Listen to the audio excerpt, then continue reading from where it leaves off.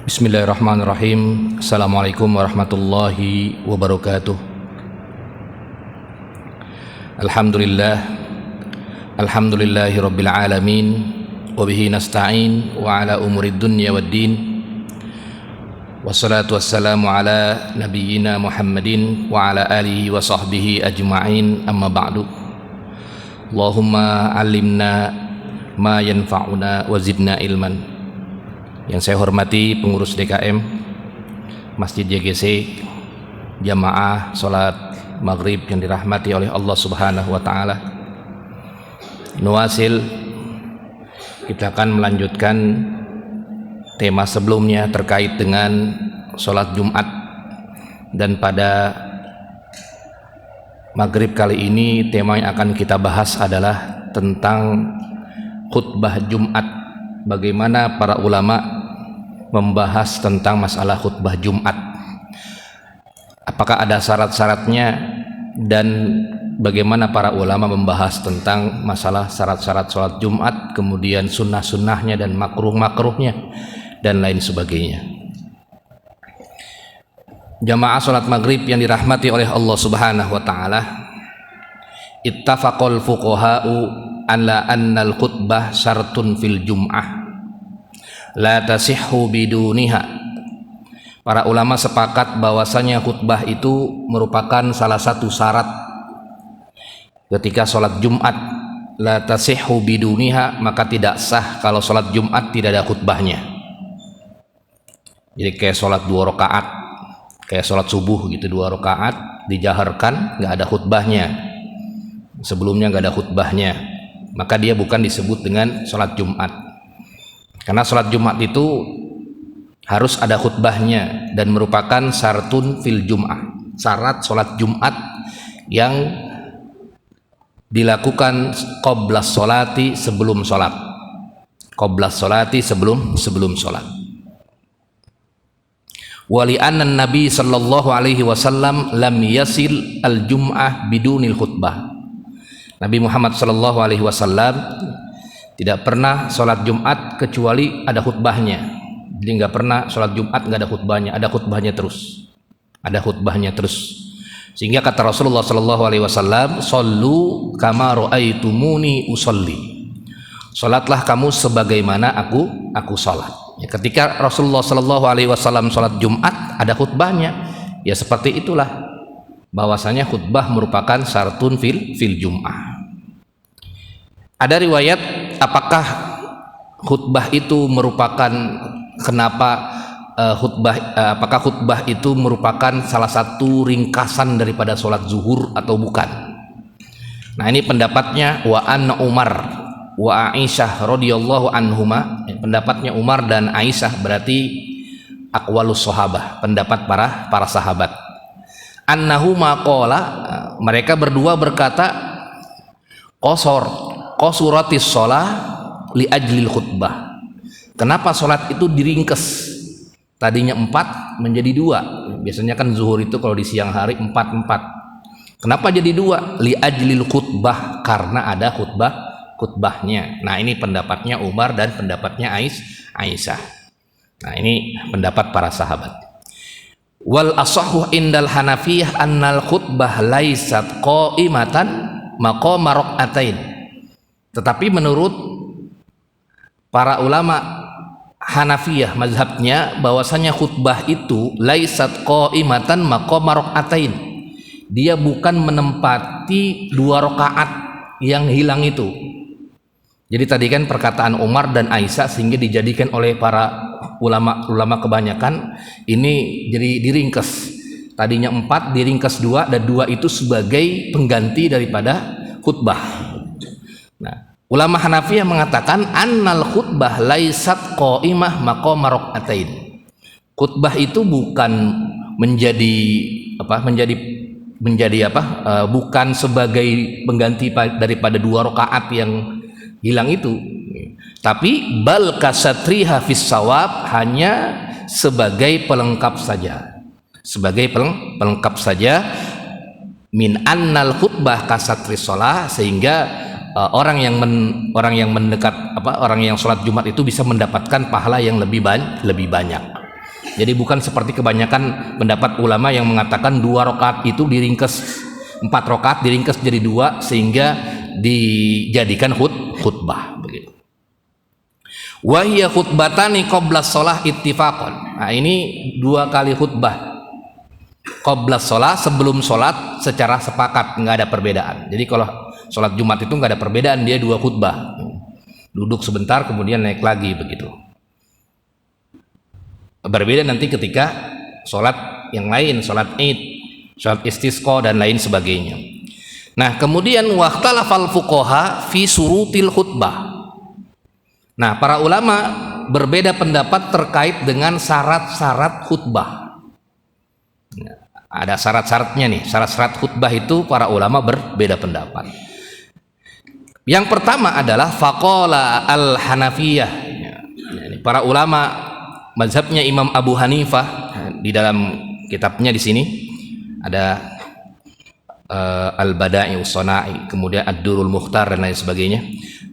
Yakhtubul imam ba'da zawal qabla sholati khutbataini khafifataini biqadri suratin min tualil mufassal.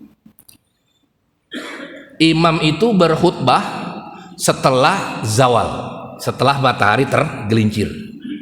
Nanti berbeda dengan mazhabnya Imam Ahmad. Sholatnya pas ketika boleh ketika sebelum zawal. Tapi khutbah ini menurut Imam Abu Hanifah syaratnya itu adalah khutbah itu dilaksanakan setelah matahari waktu zawal. Artinya setelah sudah masuk waktu zuhur. Sudah masuk waktu zuhur. Dan juga dilaksanakan qabla sholat, sebelum sholat, khutbataini khafifatain. 2 kali khutbah juga, ringan khutbahnya, tidak terlalu panjang, yafsilu bainahuma biqa'datin qadri qiraati salasi ayat. Kemudian dipisah antara 2 khutbah itu dengan qa'dah, duduk sekedar kira-kira membaca 3 ayat, berarti sebentar, kira-kira 1 menitan. Wa yakhfidu jahrahu bisaniyah anil ula. Nah, yang pertama dijaharkan alhamdulillahirabbil alamin begitu. Kemudian yang kedua agak tidak dijaharkan. Artinya lebih suaranya lebih pendek, tidak tinggi daripada suara yang pertama. Jadi kalau yang pertama suaranya volumenya tinggi, alhamdulillah, tapi ketika khutbah yang kedua volumenya rada lebih rendah daripada khutbah yang pertama. Alhamdulillahirabbil alamin, wabihi nasta'in begitu. Wa yaktubu qa'iman, dan disyaratkan khutbahnya itu dalam keadaan berdiri mustaqbilan nas, menghadap ke arah manusia, ya ke arah jamaah itu. Ala toharotin minal hadasain, bersuci, artinya dia sudah punya wudu yang memberikan khutbah itu. Wasitrul aurah, juga menutup aurat, walau kanal hadiruna summan wa niyaman, walaupun yang hadir itu semuanya orangnya itu pada tidur semua, tetap dia harus suaranya begitu. Alhamdulillah, kan ada juga yang tidur semua, ada juga yang nggak tidur juga. Maksudnya ini ketika pokoknya keadaan apapun itu makmumnya ngedengerin atau nggak dengerin, tetap khutbahnya itu di awal itu adalah keras, kemudian di yang kedua tidak.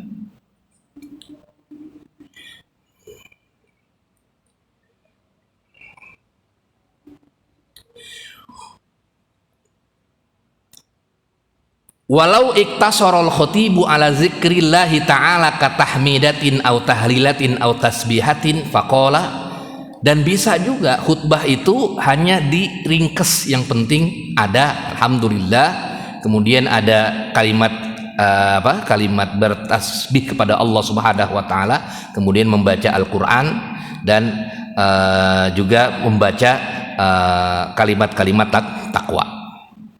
Nah, ini lengkapnya ya, lengkapnya. Jadi pendek pun sudah termasuk khutbah. Misalnya hanya 5 menit. Alhamdulillahirabbil alamin, wabihi nasta'in wa ala umuri dunya waddin. Kemudian Allahumma shalli wa sallim wa barik ittaqullah adkhulul jannah, misalnya begitu. Kemudian udah selesai. Duduk lagi, kemudian dia naik lagi, kemudian selesai berdoa. Kemudian sudah selesai, itu sudah sah. sudah sah khutbahnya. Jadi sebentar saja iktasor al-khutib, sebentar saja, cuma 5 menit dan lain sebagainya, itu tidak masalah, tetap bisa disebut dengan khutbah. Apa dalilnya? Dalilnya riwayat Utsman, asar dari sahabat Utsman bin Affan, la annahu lamma sa'idal mimbar awalu jum'atin walla. Ya, ketika itu Utsman baru naik menjadi khalifah, ia khutbah Jumat ringkas sekali, kemudian wasalla, kemudian sholat Jumat, wa kana bimahdhari min ulama is-sahaba, dan yang hadir banyak para sahabat, walam yunkir alaihi ahadun, dan tidak ada yang memungkirinya, nggak ada yang negor, pendek amat khutbahnya, nggak ada, walaupun singkat banget itu, cuman sekedar di sini bilangnya hanya sekedar beberapa kata saja, yang penting ada ininya. Nah, itu sudah termasuk dia sah ininya, apa namanya, khutbahnya.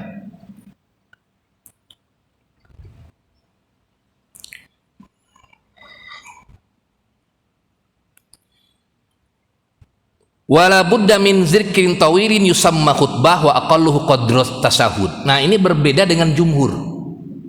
Jadi kalau jumhur itu la budda min zikri tawilin yusamma khutbah. Jadi kalau jumhur itu dia khutbahnya harus panjang. Namanya pidato nggak cuma 1 menit. Alhamdulillah wassalatu wassalam, nggak begitu.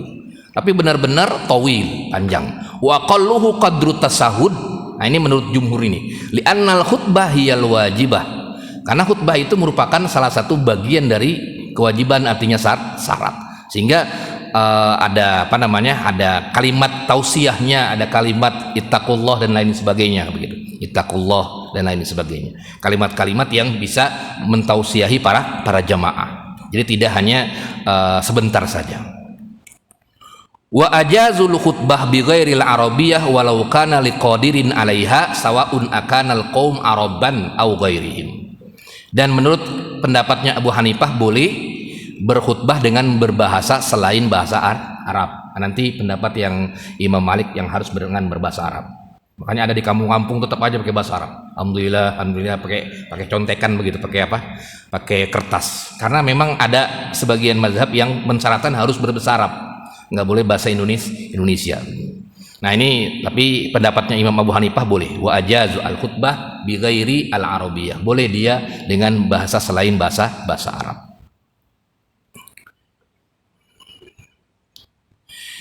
Kemudian wastaroto al malikiyah. Nah, ini pendapatnya Imam Malik, mazhabnya ada 9. Ini lebih banyak. Tis'atu surutin li khutbatai al jum'ah. Ada 9. Yang pertama adalah ayyakunal khatib qa'iman. Khatib itu dalam keadaan berdiri. Antakunal khutbatani ba'da zawal. Yang kedua, khutbahnya 2 khutbah itu setelah waktu zawal, setelah masuk waktu zuhur.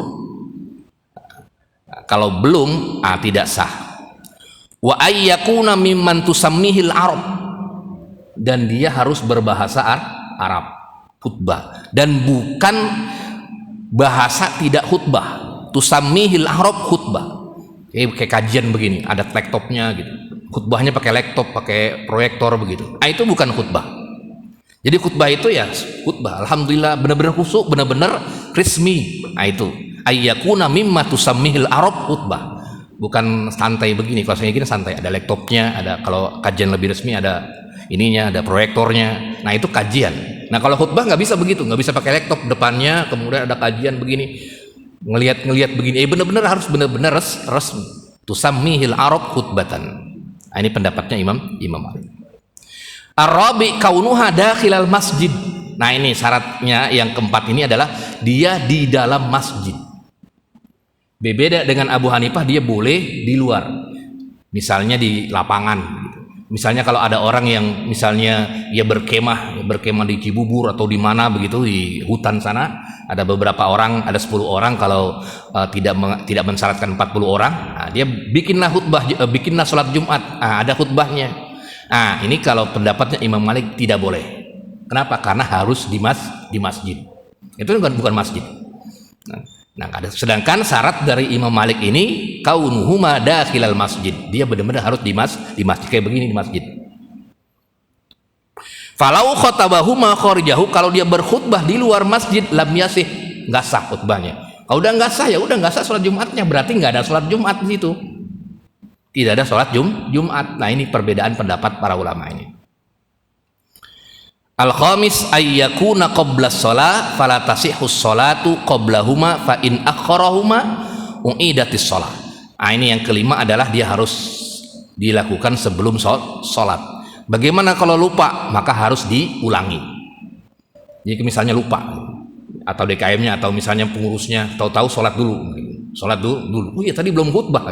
Nah, akhirnya diulang khutbah setelah sholat, tidak bisa. Dia harus sebelum sholat. Berarti sholatnya ulang lagi nanti. Jadi harus sebelum dia khutbah dulu baru kemudian sholat. Dan ini menjadi syarat. Jadi nggak bisa misalnya gara-gara lupa, saya lupa tadi khutbah. Tadi sholat dulu, baru ingat ketika salam, tadi belum khutbah, udah naik lagi khutbah akhirnya. Nah, tidak, tetap dia harus. Berarti kalau begitu dia naik kemudian sholat lagi, mengulang sholat Jumatnya. Ayyahduru mal jamaah isna asyara fa illam yahduru min awwalihima lam yajjiha li annaha qarra'atain.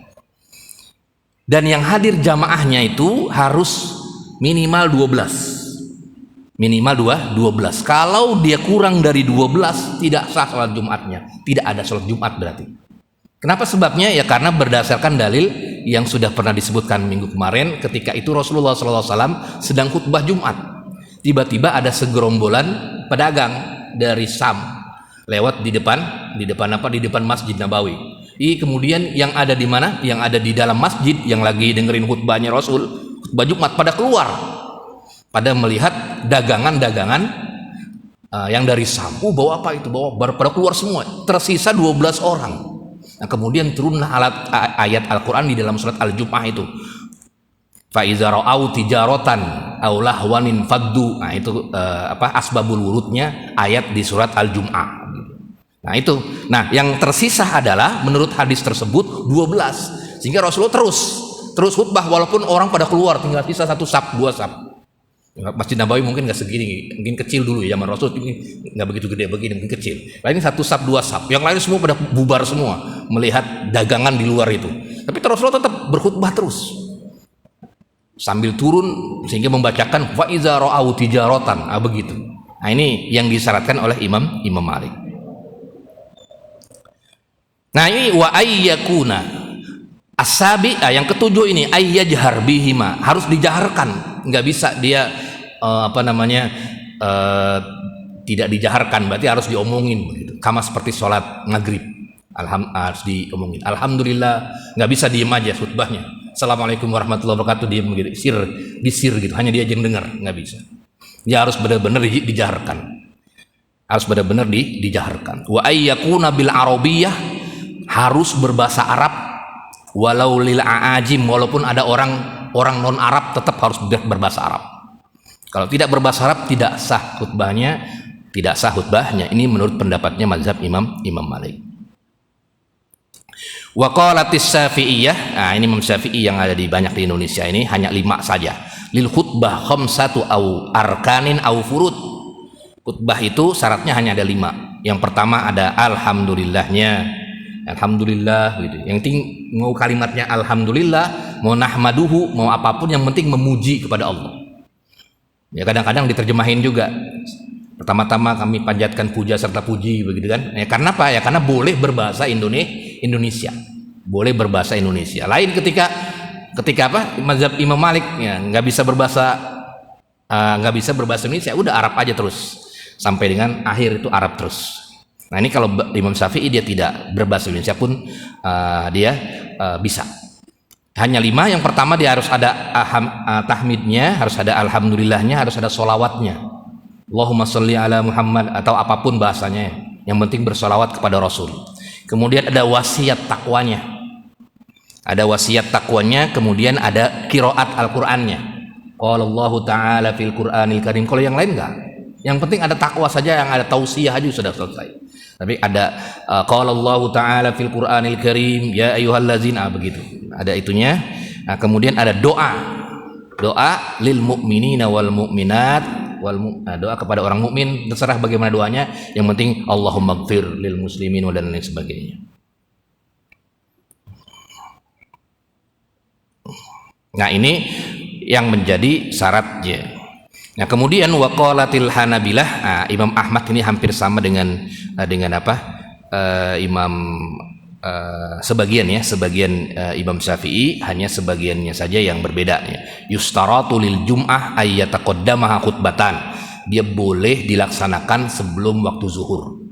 Sebelum waktu zuhur. Karena ada dalil yang pernah di zaman Rasulullah SAW berkhutbah, informasi itu ya, ada hadis itu, berkhutbah kemudian Jumat, kemudian selesainya pertengahan terik matahari sebelum waktu zuhur. Nah, ini yang khutbahnya selesainya gitu. Nah, ketika sholatnya baru waktu zuhur. Nah, ini yang dikemukakan oleh mazhabnya Imam Ahmad bin Hambal.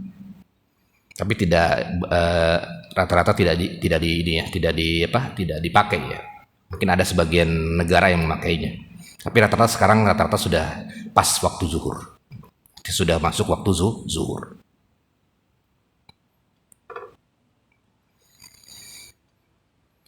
Jamaah sholat maghrib yang dirahmati oleh Allah Subhanahu wa Ta'ala, ini disebut dengan syarat-syarat khutbah Jumat.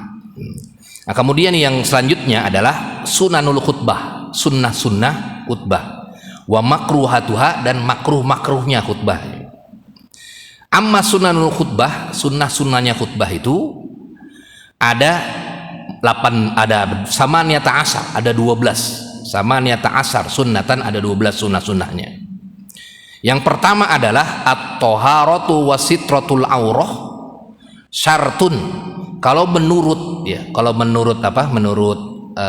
pendapatnya Abu Hanifah tadi, thaharah dan sitrul aurah itu merupakan salah satu sunnah. Nah, sekarang menurut jumhur adalah merupakan salah satu kewajiban. Syartun li sihhatil khutbah inda Syafi'iyah kama bayyana. Kemudian yang kedua adalah kaunuha alal mimbar. Dia di mimbar, di sini di mimbar ini. Bittifaqin, dengan kesepakatan para ulama, ittiba'an li sunnati kama rawahu Syaikhan, sebagaimana diriwayatkan oleh Bukhari dan Muslim. Wa yusannu ayyakunal mimbar ala yaminil mihrab. Mimbarnya itu di sebelah kanan. Ya benar ini sebelah kanan. Ini tempat sholatnya imam itu. Tempat sholatnya imam berarti sebelah kanan, bukan di sebelah kiri. Tapi ini sunnahnya. Iz hakaza wad'u mimbarihi sallallahu alaihi wasallam. Ini seperti mimbarnya Rasulullah sallallahu alaihi wasallam, ia terletak mimbarnya terletak di sebelah kanan mihrab. Mihrab ini tempat sholatnya imam ya. Tempat sholatnya imam. Kemudian yang ketiga adalah al-julus alal mimbar qabla suru fil khutbah amalan bis sunnati li hadisi Ibnu Umar.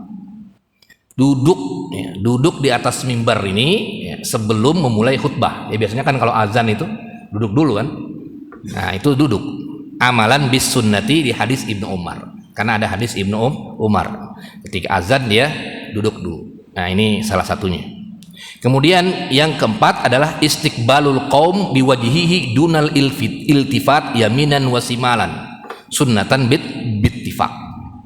Lima ruwiya Ibnu Majah an Adi bin Sabit an abihi qala kana Nabi sallallahu alaihi wasallam iza qama alal mimbar istaqbalahun nasu biwujuhihim.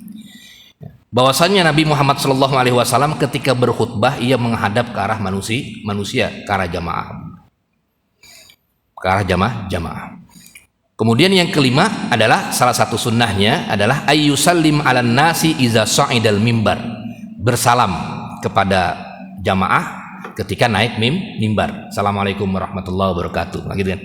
Biasanya ittiba'an li sunnah, karena mengikuti salah satu sunnah Nabi inda Syafi'iyah wal Hanabilah wa halatu khurujihi, dan ketika keluar dari khutbah menurut ulama Malikiyah saja. Jadi kalau mazhabul jumhur dia langsung kagak ada salam lagi. Ya kan? Kalau pertama kan ada salamnya ya, assalamualaikum warahmatullahi, kemudian azan gitu ya. Nah, kemudian setelah itu selesai khutbah kan nggak ada salamnya menurut pendapat jumhur. Syafi'iyah, kemudian Abu Hanifah dan juga Imam Ahmad bin Hambal. Wa halu khurujihi lil khutbah, sedangkan menurut Imam Malik ketika penutup khutbah juga ada salam. Terakhir, assalamualaikum warahmatullahi wabarakatuh. Baru qomat ya, baru qomat. Kemudian baru sholat. Kenapa? Karena memang di hadisnya itu memang hadisnya ketika naik saja adanya. Lima ruya Ibnu Majah an Jabir, dari Jabir ini riwayat Ibnu Majah, kana Nabi sallallahu alaihi wasallam iza sa'idal mimbar sallama. Apabila naik mimbar ia bersalam, assalamualaikum warahmatullahi wabarakatuh. Ini jumhur. Sedangkan Imam Malik karena setelah naik dia salam, berarti keluar pun salam gitu. Keluar dari khutbah pun salam. Ini menurut saya dalilnya dari kias ya, dalil dari Imam Malik.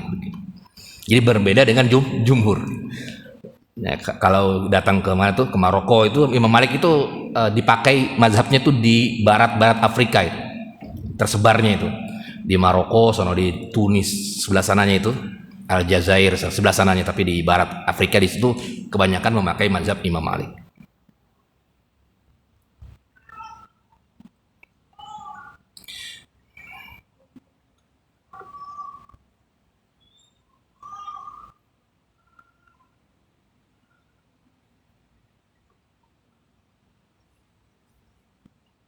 Kemudian al bida'atu bihamdillahi wassana wassahadatain wassalatu ala nabi wal izzah wat tazkir wa qiraah ayatin minar Qur'an wa khutbatani wal julus. Nah, ini salah satu sunnahnya adalah isinya ya, mulai dengan muji-muji kepada Allah, kemudian kepada Rasulullah, sahadat dan lain sebagainya, sholawat. Nah, ini juga termasuk bagian dari sunnah. Kalau tadi yang Imam Syafi'i termasuk rukun, tapi kalau yang mazhab imam yang lain termasuk sunnah. Yang isi-isinya itu ada alhamdulillahnya, kemudian ada sholawatnya. Kalau Syafi'iyah itu rukun, dia harus ada itu. Jadi kalau misalnya nggak ada itunya ya tidak sah khutbahnya. Kayak pernah viral itu yang di mana itu ya, menteri apa itu yang siapa itu ya, yang khutbahnya tidak ada baca sholawatnya, atau tidak ada baca Qur'annya gitu ya. Nah, dia khutbah Jumat, padahal di Indonesia kebanyakan Syafi'iyah. Tapi memang sah, sholat Jumatnya tetap sah, karena menurut pendapat ulama yang lain atau mazhab yang lain itu hanya bagian daripada sunnah saja. Seperti membaca sunnahnya ya ayyuhallazina amanu ittaqullah wa qulu qawlan sadida. Nah, itu semua itu. Kemudian berwasiat kepada para jamaah semua untuk bertakwa kepada Allah Subhanahu wa taala. Nah, ini juga termasuk sunnah.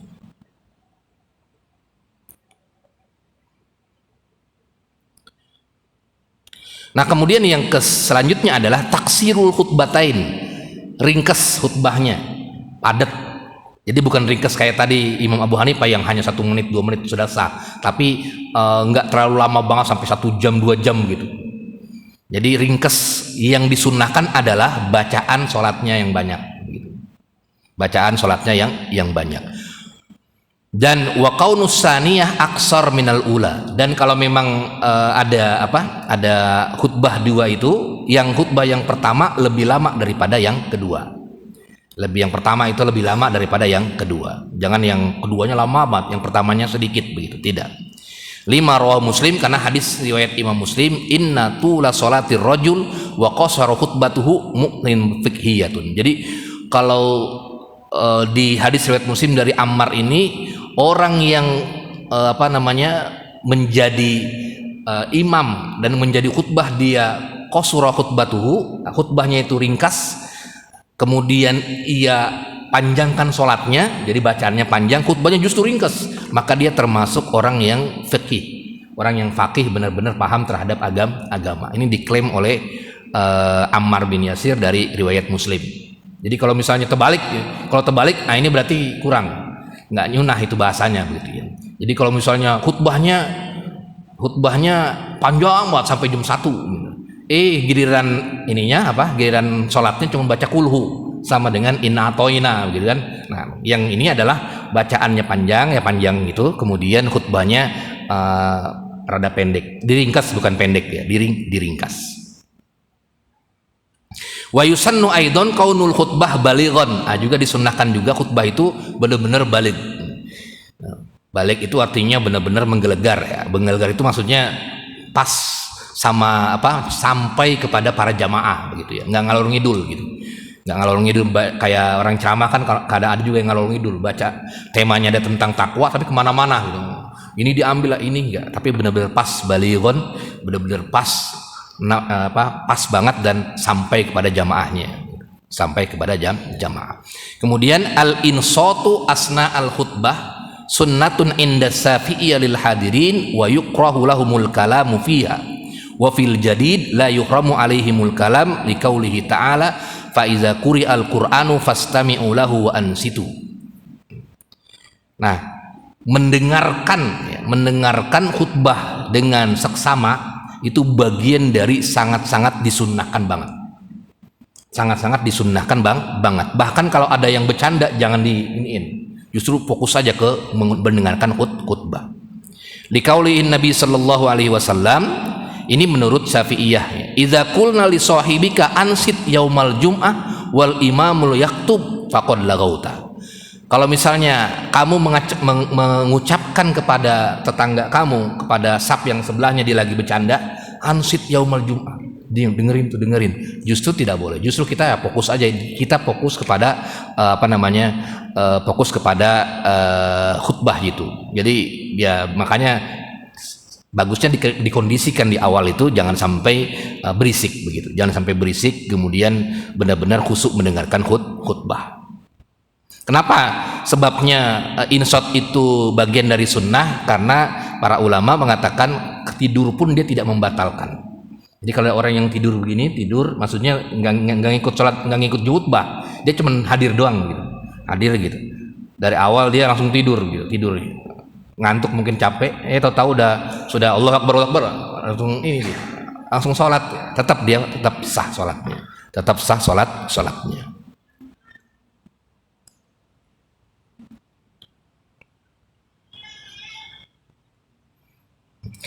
Wa yajibul insot, dan yang wajib itu bukan sunnah itu adalah mazhabnya Imam Ahmad bin Hambal dan Imam Malik. Yang wajib insot itu, yang wajib benar-benar mendengarkan khutbah. Bimujarradi su'udil imamil mimbar inda Abi Hanifah. Jadi benar-benar wajib mendengarkan khutbah Jumat.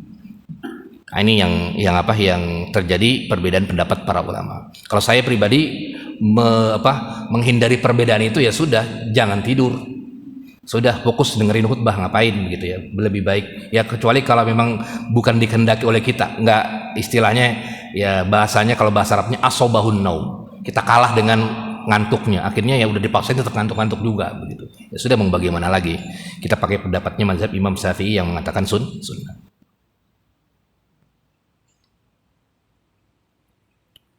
Nah, kemudian tahiyatul masjid lid-dakhil wal imami yaktub. Masuk ke masjid dia sholat, namanya sholat tahiyatul masjid. Sebenarnya penamaan ini berdasarkan hadis Nabi di sini ya.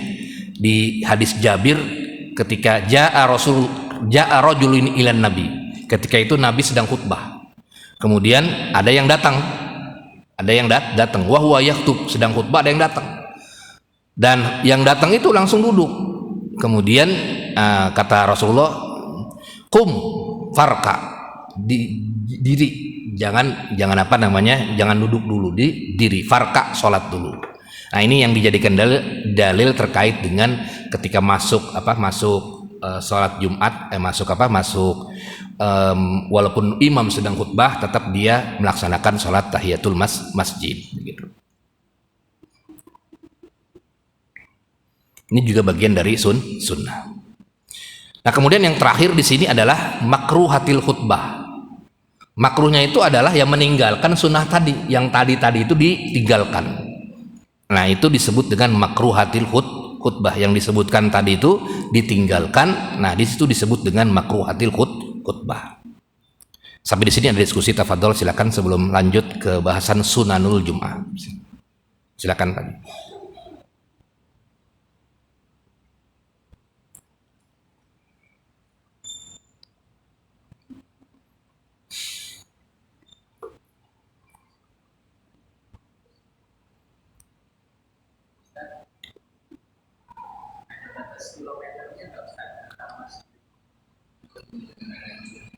Ada batas kilometernya enggak? Dulu di zaman Rasulullah SAW itu di Masjid Nabawi saja.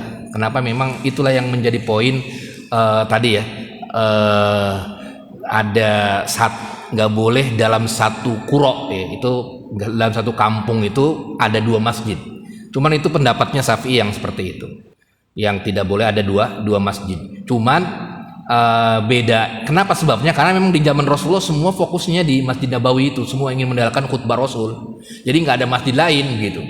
Nah sehingga orang dari pelosok-pelosok pun pada datang ke Masjid Nabawi, pada datang ke Masjid Nabawi. Nah kemudian muncullah ijtihad ulama, hal apakah menjadikan syarat itu dalam satu kampung itu adalah harus ada 2 masjid atau tidak. Dari situ para ulama berbeda pendapat. Itu wilayah ijtihad. Jadi misalnya ada yang tidak harus satu kampung harus 1 masjid. Nah cuman perbedaannya kampung itu seperti apa, apakah RT atau RW. Nah itu tapi bahasanya adalah Korea. Bahasa Arabnya Korea. Satu perkampungan desa begitu. Kalau kita satu desa, kalau kita misalnya datang ke kampung itu ada kampung desa itu. Nah di situ ada 1 masjid, nggak boleh bikin lagi. Tapi kalau di Jakarta kan enggak. 1 RW aja udah penduduknya udah ribuan, udah dari 1.500 dan lain sebagainya. Tapi kalau di kampung ya paling beberapa kakak itu.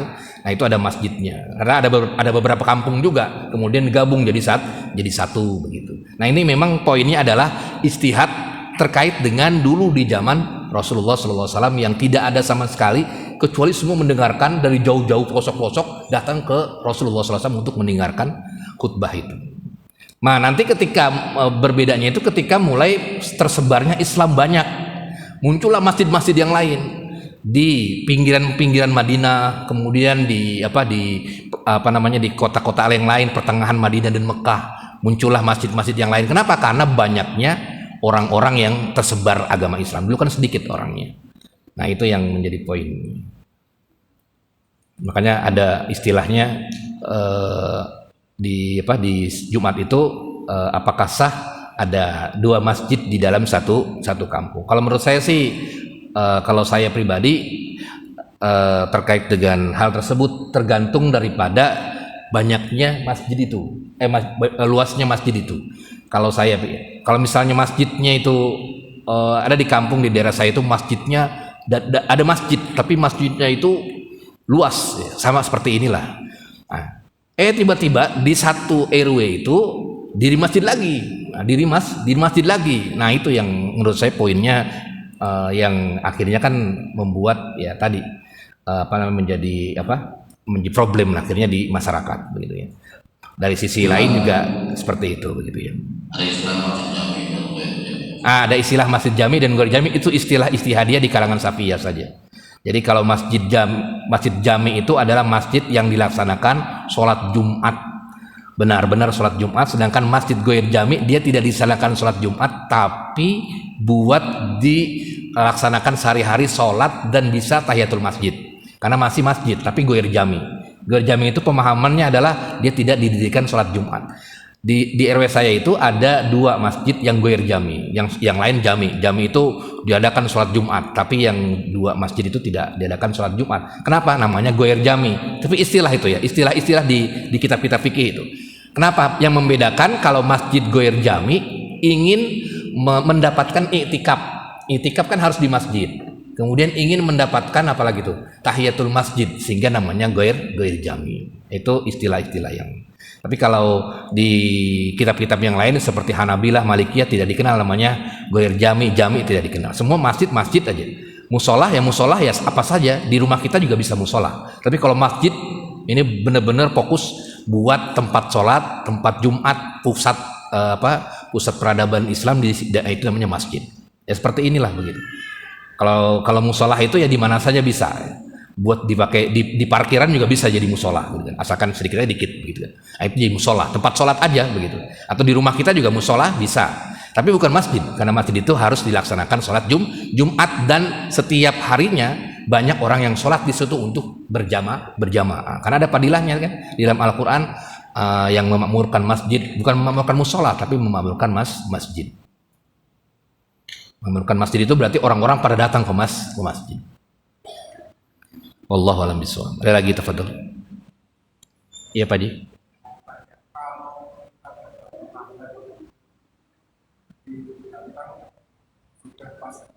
Wah,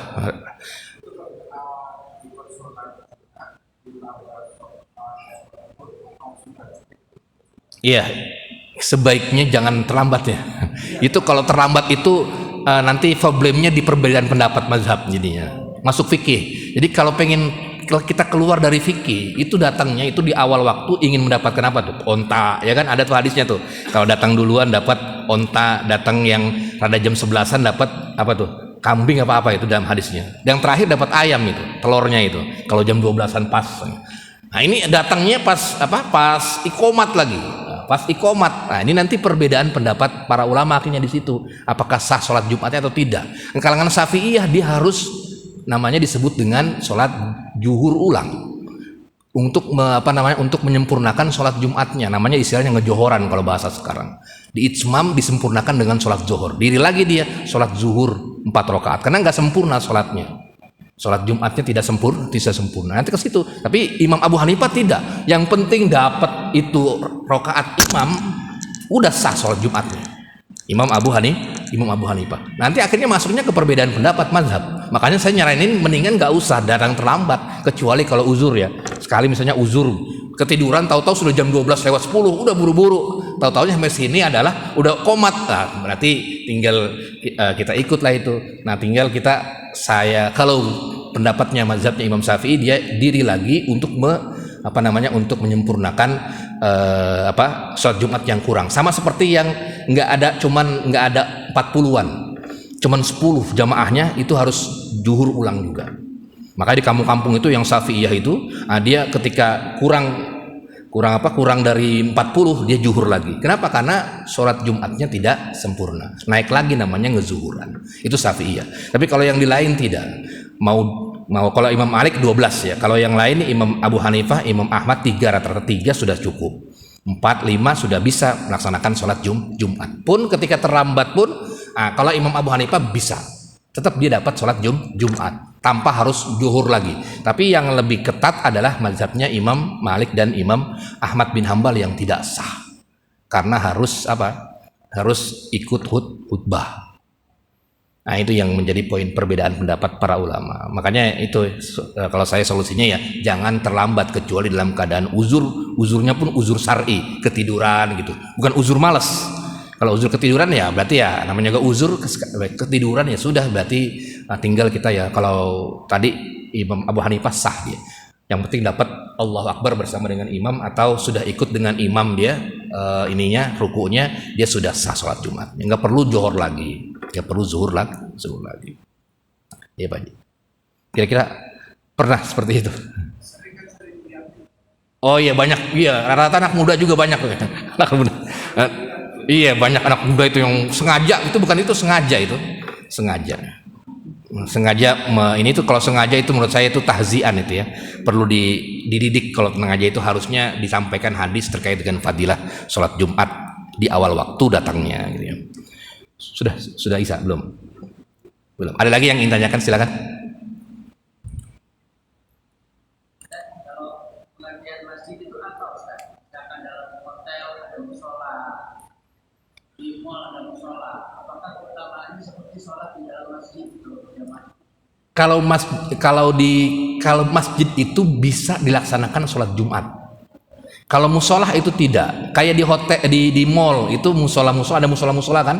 Nah itu dia cuma buat sholat aja, sah sholatnya buat berjamaah dia sholat. Tapi kalau misalnya itu pengen dijadikan masjid bisa, tapi jangan dijadikan yang lain.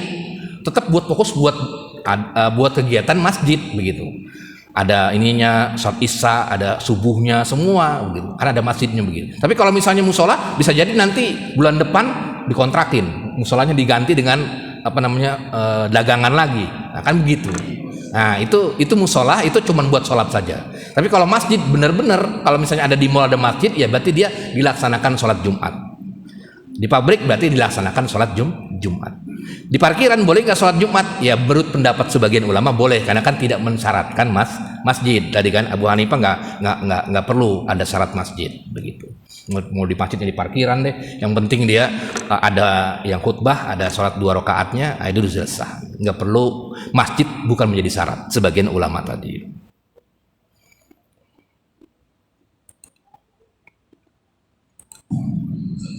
Baik, mudah-mudahan bermanfaat. Ada? Oh iya, memakai teks dan tidak teks. Apakah sah atau tidak? Tidak masalah. Dia pakai teks tidak masalah, dia tidak pakai teks tidak masalah. Nggak apa-apa itu. Yang nggak boleh itu adalah bukan seperti khutbah, ya kayak kajian begitu. Ada ketawa-tawanya, itu bukan khutbah namanya. Tapi kalau dia pakai teks tidak masalah. Kalau dia nggak pakai teks tidak masalah, asalkan dia terukur aja, terukur atau nggak kemana ngarol ngidul dah begitu. Nah itu juga bagian dari khutbah. Gitu. Ya. Iya, nggak boleh membuat lucuan ketawa-tawa TV. Itu bukan khutbah namanya. Kecuali kalau kajian baru dah nggak apa-apa. Kalau kajian pengajian tidak masalah, buat lelucon nggak masalah. Taib itu mudah-mudahan bermanfaat.